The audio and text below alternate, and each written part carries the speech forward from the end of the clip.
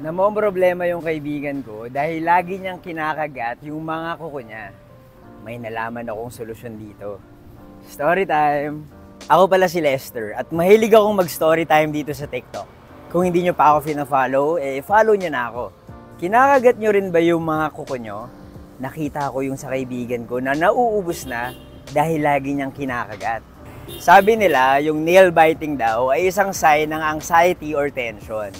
Kapag kabado yung isang tao, may tendency na maggat-ngat siya ng mga kuko. Grabe yung sa kaibigan ko. Konti na lang, mauubos na yung kuko ng mga daliri niya. Madalas daw na mga bata yung nagne-nail bite.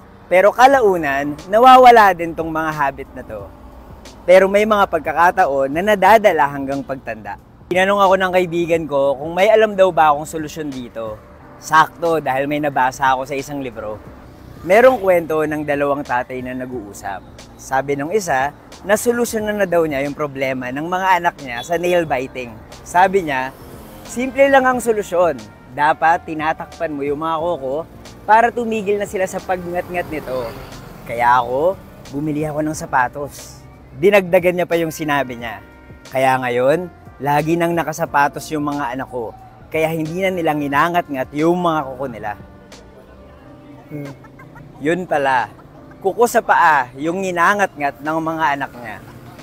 Nasolusyon na naman, pero ayun,